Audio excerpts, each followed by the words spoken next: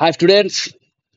আরে দুদিন আগে আমার মাইকটা এমন প্রবলেম করছে যে সেদিনকে অর্ধেক ভিডিও তো সাউন্ড আসে। আজকেও দেখছি সেম জিনিস হচ্ছে, নতুন একটা মাইক নিতে হবে। যাই হোক, এবার এই ব্লুটুথের এই হেডফোন থেকে করছি, কিন্তু এটা আমি জানি খুব একটা ভালো কোয়ালিটি হয় না। তো তোমরা একটু বেয়ার করো, আর তোমরা একটু কাইন্ডলি আমাকে সাজেশন দিও যে কোন টাইপের মাইক ভালো হতে পারে, একটু কম দামের মধ্যে, খুব বেশি কস্টলি নয়। তো যাই হোক, একটা ভালো ম্যানেজার যে কোনো কোম্পানিতে, একজন ভালো ম্যানেজার আর একজন খারাপ ম্যানেজার, তার মধ্যে মেন পার্থক্য কি জানো?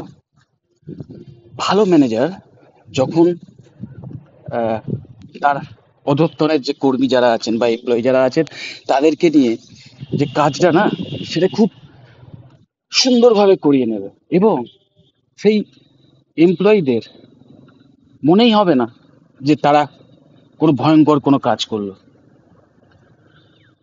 আর একজন খারাপ ম্যানেজার, সেও হয়তো কাজটা করিয়ে নেবে এবং হয়তো সুন্দর করেই করিয়ে নিল, কিন্তু এমপ্লয়িরা বুঝবে যে এমপ্লয়িরা মনে মনে মানে একটা ক্ষোভের মধ্যে একটা ফুসবে ভেতরে ভেতরে, এবং আলটিমেটলি ভেতর ভেতরে নিজেদের মধ্যে মানে চিন্তা ভাবনা করবে বা আলোচনা করবে যে কিভাবে এই কোম্পানি ছেড়ে বেরিয়ে যাবে। এটা হচ্ছে মেন পার্থক্য। ভালো ম্যানেজার সেও কাজটা হাসিল করে নিল, খারাপ ম্যানেজার হাসিল করে নিল, কিন্তু the cost of the employees mentality, যেটা কিন্তু ইন ফিউচার ভয়ঙ্কর ভাবে ক্ষতিকর হতে পারে। তো একজন ভালো ম্যানেজারের কিভাবে কাজটা সুন্দরভাবে করিয়ে নিচ্ছে এবং এমপ্লয়িরা খুশিও থাকছে, কারণ সেই ম্যানেজার এমপ্লয়ীদের ট্রু মোটিভেশন বা ট্রু যে ইন্সপিরেশন সেইটা ধরতে পেরেছেন, এবং সেই ভালো ম্যানেজার জানেন যে কিভাবে খুব ভালোভাবে ভদ্র ব্যবহার করে শুধুমাত্র একটা মানুষের যে মোরাল, যে মোরালিটি বলতে পারো, বা আহ, যে কাজ করার ইন্সপিরেশন সেটাকে বাড়িয়ে দিয়ে, একটা মোটিভেশন সেটাকে বাড়িয়ে দিয়ে কাজটা হাসিল করে নেওয়া যায়। That's the technique. আর এই টেকনিকটাই কিন্তু, যে অনেকগুলো টেকনিক শেখানো হয় তার মধ্যে একটা এমবিএ কোর্সে, master of business administration, tonnes of technique শেখানো হয়, টনস অফ স্কিলস শেখানো হয়। যে কোনো বিজনেস, যে কোনো অর্গানাইজেশন, যে কোনো প্রতিষ্ঠান রান করানোর জন্য, সেটাকে ফ্লারিশ করার জন্য, যে কোনো প্রতিষ্ঠান স্টার্ট করা থেকে শুরু করে একদম সেটাকে কমপ্লিটলি প্রফিটেবল জায়গায় নিয়ে যাওয়ার জন্য যত রকম স্কিল সেট আছে সব কিছু শিখিয়ে দেওয়া হয়। এবং 2 বছরের কোর্স, প্রথম বছরে জেনারেল সমস্ত সাবজেক্টগুলো শেখানো হয়, একটা বিজনেস রান করানোর জন্য যে বেসিক নলেজগুলো দরকার সেইগুলো সব দেওয়া হয়। আর ফাইনাল ইয়ারে, লাস্ট ইয়ারে, লাস্ট 2টো সেমিস্টারে যে কোনো একটা কি দুটো স্পেশালাইজেশন চুজ করতে দেওয়া হয়। মার্কেটিং হতে পারে, এইচআর হতে পারে, বিজনেস অ্যানালাইটিক্স হতে পারে, ডিজিটাল মার্কেটিং হতে পারে, ওকে, ফিনান্স হতে পারে। যে কোনো একটা কি দুটো স্পেশালাইজেশন চুজ করতে দেওয়া হয়, তার উপর স্পেশালাইজেশন করতে হয়। এবং এই এমবিএ করার যে এলিজিবিলিটি, যে কোনো গ্র্যাজুয়েশন কোর্স কমপ্লিট করতে হবে। একটা পার্সেন্টেজ থাকে মিনিমাম, যে এত 45%, কোথাও 50%, কোথাও 60%, সেটা কলেজ টু কলেজ ভ্যারি করে, ইউনিভার্সিটি টু ইউনিভার্সিটি ভ্যারি করে। শুধু দেখে নিতে হবে যে কলেজ থেকে এমবিএ করছো সেই এমবিএ কলেজটা কোনো একটা ভ্যালিড ইউনিভার্সিটির দ্বারা কিনা, বা একটা ভ্যালিড ইউনিভার্সিটি থেকে অ্যাফিলিয়েটেড কোনো কলেজ থেকে এমবিএটা করছো কিনা এইটা দেখে নিতে হবে। এবং এআইসিটি অ্যাপ্রুভ যদি হয় সেই কলেজ, তাহলে আদৌ আরো মানে সোনায় সোহাগা। এবার এমবিএ কেন করবে? দেখো, এমবিএ এই কারণে করবে, প্রথম কথা, যারা গ্র্যাজুয়েশন অবধি কোনো একটা টেকনিক্যাল কোর্স করে নিয়েছে অলরেডি, একটা টেকনিক্যাল কোর্স, যে কোনো একটা বিটেক বলো বা যে কোনো অন্য কোনো professional degree course, BBA, BCA বা বিএসসি মিডিয়া সায়েন্স, বায়োটেকনোলজি, এই টাইপের যে কোর্সগুলো, এগুলো হাইলি জব ওরিয়েন্টেড কোর্স। কিন্তু সেইরকম যদি কোর্স কোনো একটা করেও থাকো, তাহলেও নিজের কেরিয়ারে একটা টপ লেভেলের বুস্ট দেওয়ার জন্য যেমন এমবিএ করতে পারো, ঠিক সেরকম নর্মাল যে গ্র্যাজুয়েশন কোর্স, মানে ব্যাচেলার অফ আর্টস বা বিকম বা প্লেন জেনারেল লাইনে বিএসসি, ব্যাচেলার অফ সায়েন্স, এই টাইপের যে কোর্সগুলো, এইগুলো করার পরেও প্রথম কথা, এই এই যে বিএ বিএসসি বিকম মানে জেনারেল লাইনের যে কোর্সগুলো, এগুলো করার পরে পরেই না ডাইরেক্ট কোনো ভালো এমএনসিতে চাকরি পাওয়াটা খুবই প্রবলেমেটিক, এবং পেলেও যে ডেজিগনেশন সেটাও খুব একটা ভালো হয় না, স্যালারিও খুব একটা ভালো পাওয়া যায় না, নিশ্চয়ই তোমরা জানো। এবং একমাত্র ওয়ে কি থাকে না, একটা কোনো সরকারি জায়গায় চাকরি পেতে হবে, তার জন্য প্রিপারেশন করা, সেটা একটা আলাদা লাইফ, আলাদা একটা জীবন যুদ্ধ। কিন্তু যারা ডাইরেক্ট এমএনসিতে চাকরি পেতে চাও, তাদের জন্য কিন্তু এই BA BSc BCom not a gateway. তোমাদের কিন্তু এমবিএ করতে হবে যদি এমএনসিতে চাকরি পেতে চাও, যদি কেরিয়ারে একটা টপ লেভেলের বুস্ট দিতে চাও। এবং শুধু তাই নয়, যদি ভবিষ্যতে যে কোনো সরকারি চাকরিও যদি পেয়ে যাও বা পেতে মানে পাওয়ার জন্য চিন্তা করো, সেক্ষেত্রেও কিন্তু এমবিএ ভীষণ বড় একটা তোমাদের ভবিষ্যতের যে প্রমোশন, সেই প্রমোশনের জন্য এমবিএ একটা ভীষণ বড় তোমাদের স্টেপিং স্টোন হতে পারে। সব মাথায় রাখবে অবশ্যই।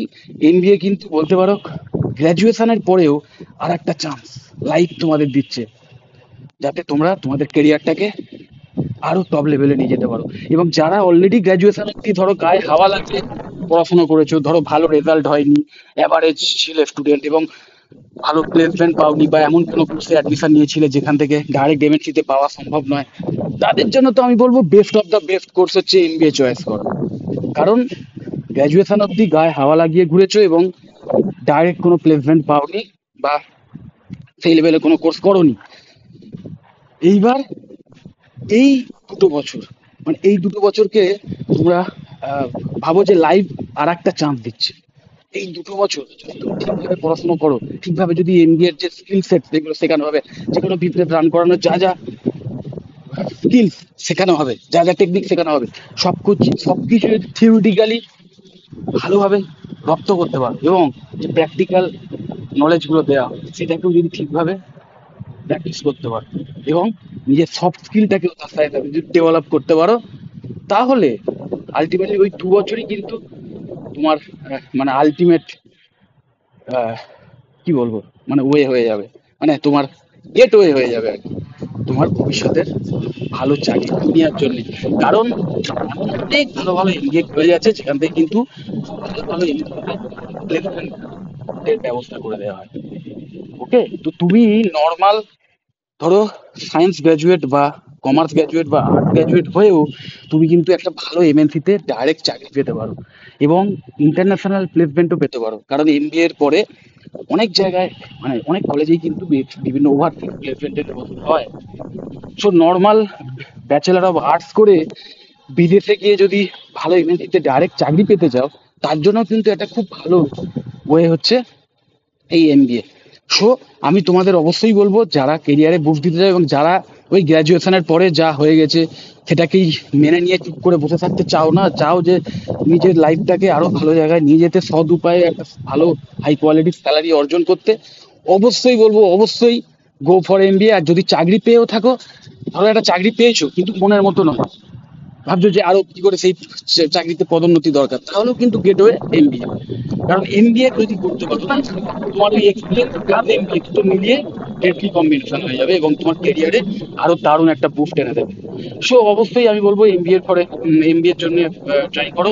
আমি আমাদের ওয়েস্ট বেঙ্গলে যে কটা এমবিএ কলেজ আছে, যেখানে অ্যাফোর্ডেবল ফিজের মাধ্যমে, প্রাইভেট যে এমবিএ কলেজগুলো যেখানে অ্যাফোর্ডেবল ফিজের বিনিময় খুব হাই কোয়ালিটি এডুকেশন দেওয়া হয়, এবং যেখানে মানে একদম ডেডিকেটেড ভাবে প্লেসমেন্ট অ্যাসিস্ট্যান্স দেওয়া হয়, সেই সমস্ত কলেজের ওয়েবসাইটের লিঙ্ক দিয়ে দিচ্ছি। সেই ওয়েবসাইটে ভিজিট করে সেই কলেজ সংক্রান্ত ডিটেল দেখে নাও, এবং কলেজের যে অ্যাডমিশন ইনকোয়ারি ফর্ম আছে সেই ফর্মটা ফিল আপ করে রেখে দাও।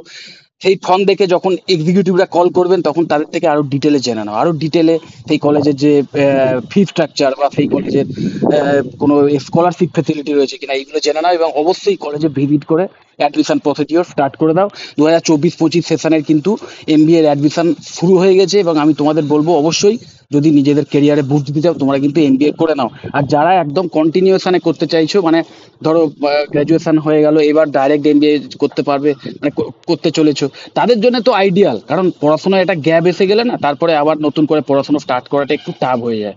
সো অবশ্যই আমি বলবো, তোমরা যারা ডেডিকেটেড এবং একটা হায়ার স্টাডি কমপ্লিট করে তারপর কেরিয়ার লাইফে ঢুকতে চাও, প্রফেশনাল লাইফে ঢুকতে চাও, তাদের জন্য আইডিয়াল।